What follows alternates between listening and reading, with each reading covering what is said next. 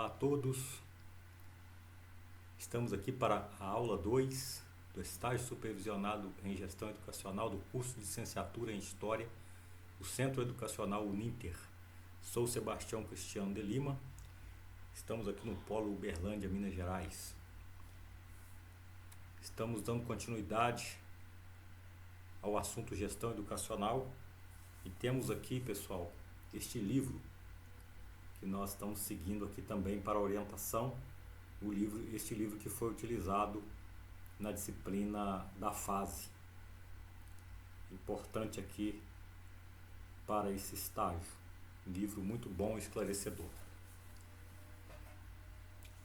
Dando continuidade ao assunto que nós estávamos falando sobre a questão de apropriação do modelo empresarial, na administração empresarial, para a administração de escolas, ok? Então hoje falaremos um pouco aqui das estratégias. Enfim, como estratégias, as propostas voltadas para a educação são inseridas por meio de iniciativas nacionais como o Fundo de Desenvolvimento da Escola, o Fundo Escola, que enfatiza a gestão democrática. Essa proposta visa o desenvolvimento da gestão escolar com vistas à melhoria da qualidade das escolas do ensino fundamental e à permanência das crianças nas escolas públicas, principalmente nas regiões Norte, Nordeste e Centro-Oeste. Sobre o assunto, colocam que esse conjunto de projetos implementados, sobretudo na década de 1990, mostra a coexistência de uma pluralidade de propostas voltadas para a gestão da escola pública, as quais muitas vezes sob a mesma denominação formal de gestão democrática, apresentam bases ideológicas diferenciadas, o que aponta para a necessidade do seu desvelamento.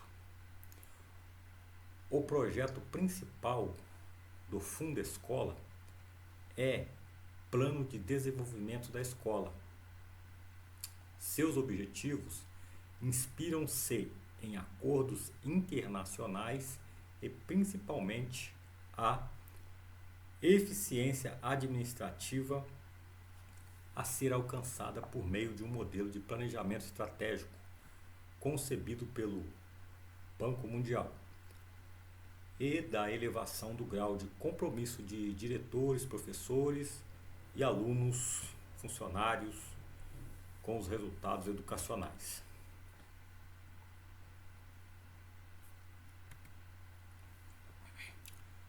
As reformulações na gestão educacional estão intimamente ligadas a uma reestruturação capitalista, com orientações políticas, econômicas e educacionais, de inspiração neoliberal.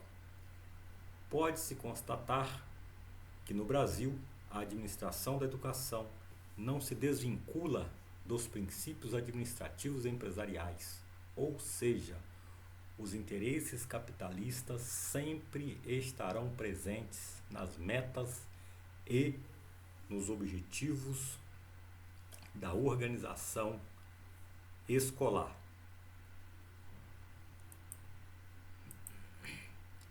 Neste sentido, rumos tomados pela administração têm sido historicamente traçados pela administração de empresas, na medida em que adota seus pressupostos no desenvolvimento das suas ações com vista sempre ao alcance da produtividade. A administração e organização da educação, entendida como conjunto de decisões de interesses da vida escolar, necessitam de um novo conceito, no sentido de eliminar processos centralizadores, fragmentados, burocráticos, que acabam por reforçar o controle do capitalismo e partir para decisões embasadas nos interesses e concepções dos diversos segmentos sociais.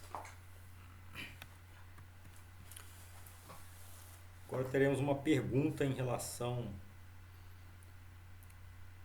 às influências, de métodos administrativos utilizados nas empresas, com raízes aí na teoria da administração tradicional. O Brasil tende a adotar os pressupostos da administração de empresa para a educação? Infelizmente, sim. O Brasil tem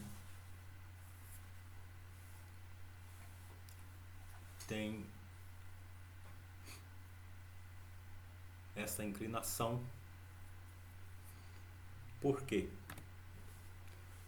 Porque a complexidade alcançada pela escola, exigindo-lhe cada vez mais unidade de objetivos e racionalização do seu funcionamento, levou a que ela se inspirasse nos estudos de administração em que o Estado e as empresas privadas encontraram elementos para renovar suas dificuldades decorrentes do progresso social.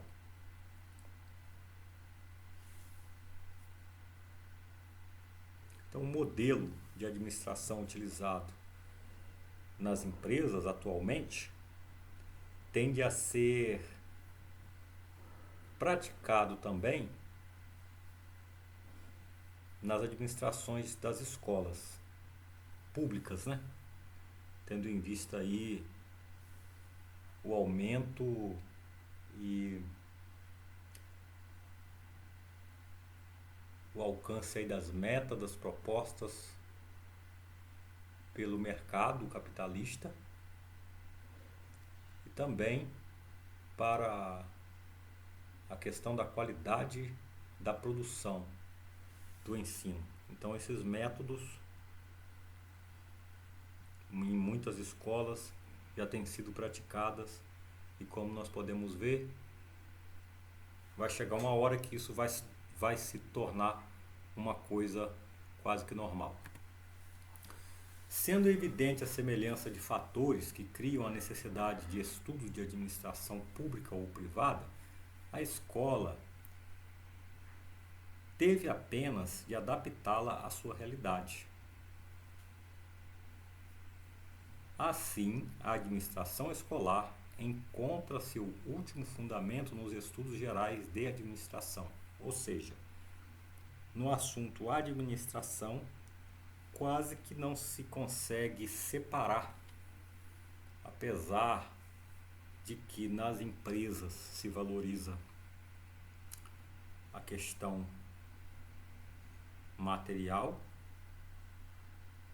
e na escola se valoriza as pessoas, mas o modelo, o sistema de gestão muito tende a ser semelhante nos processos administrativos, que é exatamente isso que os estudos estão apontando, que o sucesso futuro da gestão escolar deverá cada vez mais se identificar com o modelo de administração empresarial. Para fazer face aos problemas acumulados, o Estado tem buscado alternativas de reformar o sistema educacional, aprovando diversas legislações e programas, os quais têm exercido um papel determinante no cenário educacional brasileiro, seja no sentido de efetivamente promover reformas necessárias, seja de gerar resultados por meio dos programas adotados com menores custos e em curto prazo, falando aí da produção com qualidade, que é fazer mais com menos, né? Conceito usado nas empresas dos nossos dias. Para atender interesses do mercado, então se faz uma programação de produzir mais com menos para atender o interesse do mercado. E não tem sido diferente, não será com o processo educacional no Brasil. Colocando sobre o sistema escolar a responsabilização por esses resultados. Então, esse é um ponto que preocupa o gestor educador, que seria a responsabilização por esses resultados de quem está fazendo a gestão escolar. Ou seja, aumentaria aí a responsabilidade e o gestor, ele tenderá cada vez mais a ser influenciado pelos modelos de gestão empresarial para se chegar no resultado satisfatório, para que atenda aí a legislação, para que atenda a comunidade. Ok? A gestão escolar no contexto da globalização do capitalismo tem evidenciado um modelo de gestão centrado nos princípios gerenciais de uma empresa,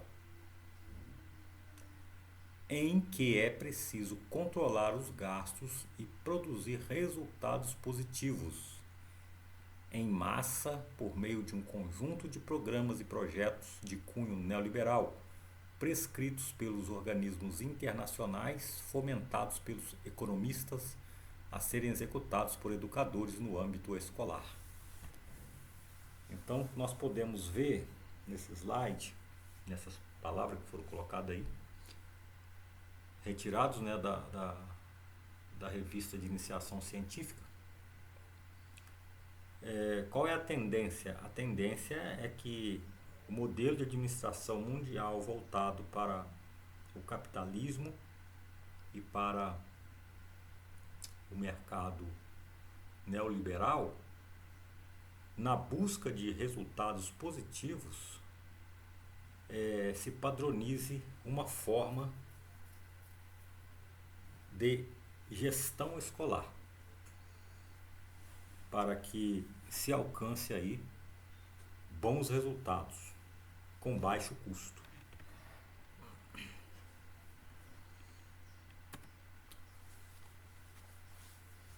O que passa a fazer parte de uma nova agenda para a gestão da escola se concentra em analisar questões sobre o contexto social, político, cultural e econômico da escola pública, a teoria de educação que se fundamenta a escola, sobre o aluno que frequenta essa escola e, a partir desta análise, estabelecer os fins da escola, bem como do ensino-aprendizagem a ser desenvolvido nessas instituições. Em suma, compreende-se que a gestão da escola pública passou por profundas transformações, primeiramente com seu caráter extremamente ligado à administração de empresas, em teorias que têm por objetivos a maior produção com a racionalização dos recursos. Deste modo, a gestão se tornou rígida e burocrática, centralizando assim o poder e a responsabilidade do sucesso ou do fracasso nas mãos dos gestores. Então, como nós falamos atrás um pouquinho, a habilidade do gestor em realizar a administração escolar é o que vai determinar o seu resultado futuro, o resultado da sua produção. Então, a habilidade desse gestor educador, se ele estiver ligado no acontecimento e na modernização do mercado de gestão, ele seguindo esses passos, certamente ele terá sucesso. Agora, se o gestor não se aperfeiçoar, não acompanhar a tendência, né, internacional de gestão educacional, certamente não chegará em resultados positivos. Seus resultados serão negativos e ele pode ser até mesmo responsabilizado por isso, responsabilizado pela falta de sucesso da sua escola.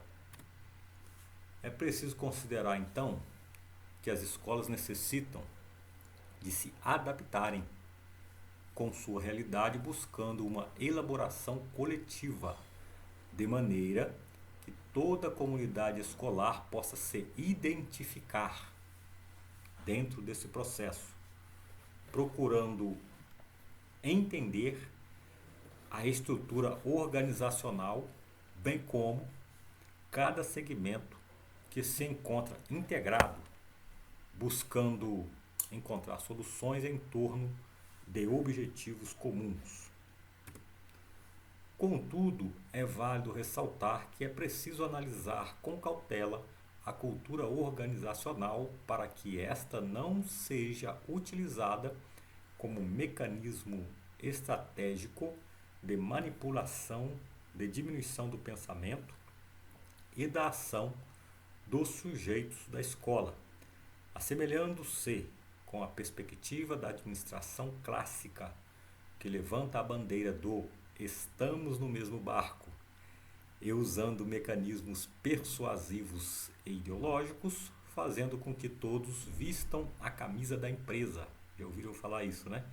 Ou da escola. O jargão aí, o dito popular, né? É o mesmo, né? Visto a camisa da empresa, passo a vestir a camisa da escola, e assim fiquem sincronizados plenamente com seus objetivos.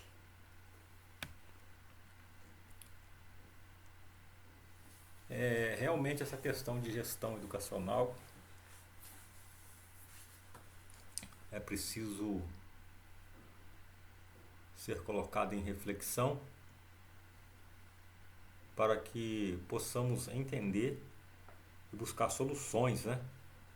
Para que os alunos e a geração futura não tenha prejuízo com este modelo de administração. Enfim, a gestão está permeada por situações e concepções que nem sempre expressam as reais necessidades de seus vários segmentos, mesmo porque a concepção democrática de gestão precisa ainda ser assumida primeiramente pela sociedade, depois nos documentos e nos programas advindos dos órgãos oficiais dos governos em suas várias instâncias. Portanto, se faz necessário compreender o conceito de democracia e como seus fundamentos e princípios foram assumidos em sua historicidade pela sociedade, bem como abordar o panorama atual das principais questões que rodeiam o campo da participação, da gestão democrática e da autogestão, na busca de contribuir com a reflexão a respeito da gestão escolar na contemporaneidade. Então, é um assunto que nós precisamos trazer para a reflexão dentro da nossa profissão como educadores nos dias que nós estamos vivendo. Muito bem, vamos partir agora para os conceitos de democracia, compreendendo então os conceitos de democracia. Então vamos voltar um pouco lá no pensamento dos filósofos gregos e o que eles entendiam pela concepção de democracia. No contexto etimológico, no contexto etimológico, a palavra democracia tem origem grega democratia, que é composta por demos, que significa povo, e pela outra palavra kratos, que significa poder.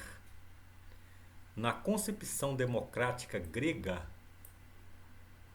o poder ou vontade do povo se manifestava nas assembleias públicas das cidades e estados. Era o momento quais os cidadãos tinham para tomar decisões políticas de interesse da comunidade. Então nós vimos aqui conceito de democracia segundo a concepção ali dos filósofos gregos, né? Então nós podemos aqui já ter uma noção da palavra democracia ou daquilo que ela deveria ser, pelo menos aquilo que ela foi idealizada, né? Como nós vimos aqui, concepção democrática grega, o poder ou vontade do povo se manifestava nas assembleias. Então, onde demos significava povo e kratos poder, então o povo no poder, poder do povo. Ok, seguindo, entretanto, apesar do termo ter se consolidado em Atenas como uma forma de organização política das cidades e estados gregos, não havia uma democracia no sentido restrito do termo, pois a grande maioria da população ateniense não era composta de cidadãos. Por definição, aqueles que poderiam participar da coisa pública, e sim de escravos, mulheres, crianças e estrangeiros que eram excluídos das eleições, que em geral eram feitas por processos fraudulentos. Então, resumindo isso aqui, já na antiguidade, na época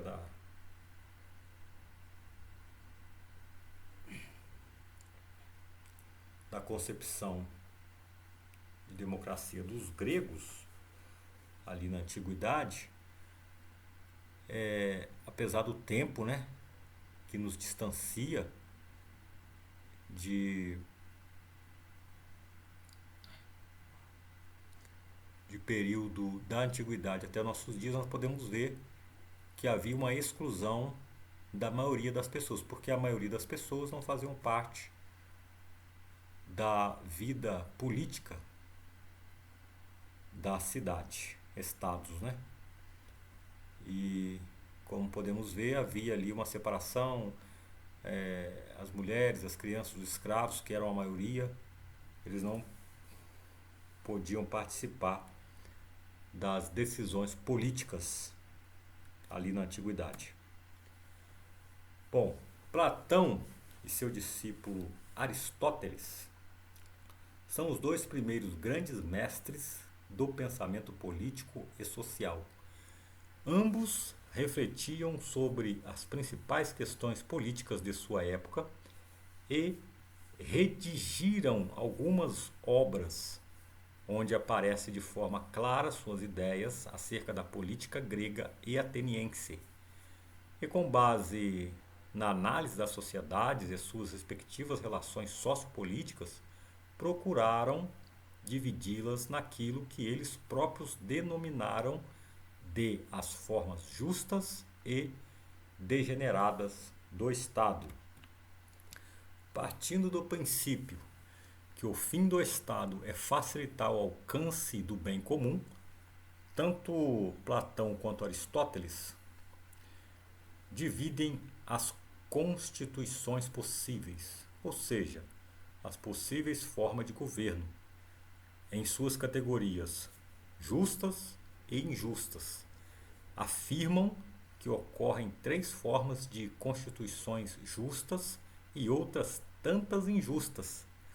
Constituições justas são aquelas que servem ao bem comum e não só aos interesses dos governantes. Estas são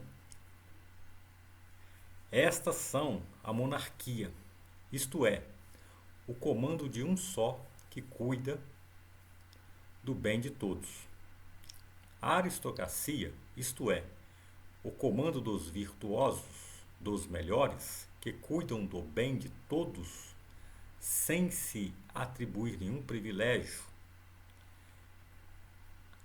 A república ou política, isto é, o governo popular que cuida do bem de toda a cidade. Ao contrário, constituições injustas são aquelas que servem aos interesses dos governantes e não ao bem comum. São elas: a tirania, ou seja, o comando de um só chefe que persegue o próprio interesse; a oligarquia, ou seja, o comando dos ricos que procuram o bem econômico pessoal; a toda diferença social em nome da igualdade.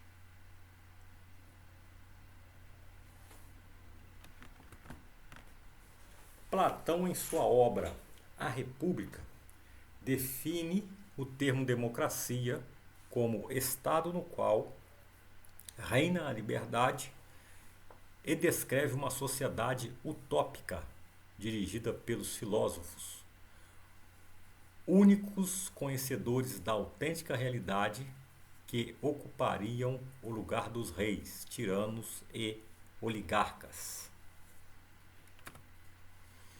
Já Aristóteles deixou na sua obra A Política o primeiro tratado conhecido sobre a natureza, funções e divisão do Estado e as várias formas de governo. Defendeu, como Platão, equilíbrio na prática do poder, apesar de considerar impraticáveis muitos dos conceitos de seu mestre.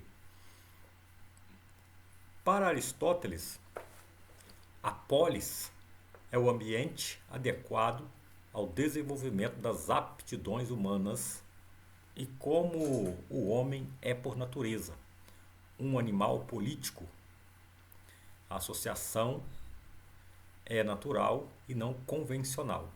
Na busca do bem, o homem forma a comunidade, que se organiza pela distribuição das tarefas especializadas.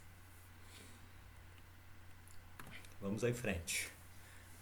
Aristóteles, então, distinguia 5 formas de democracia. Primeiramente, os ricos e pobres participam do governo em condições paritárias. A maioria é popular unicamente porque a classe popular é mais numerosa. Em seguida, os cargos públicos são distribuídos com base num censo muito baixo. Em terceiro momento, são admitidos os cargos públicos todos os cidadãos, entre os quais os que foram privados de direitos civis após processo judicial. Em um quarto momento, são admitidos aos cargos públicos todos os cidadãos, sem exceção. E no quinto e último momento, quaisquer que sejam os direitos políticos, soberana é a massa e não a lei. Neste último caso, é o da denominação dos demagogos, ou seja, a verdadeira forma corrupta do governo popular.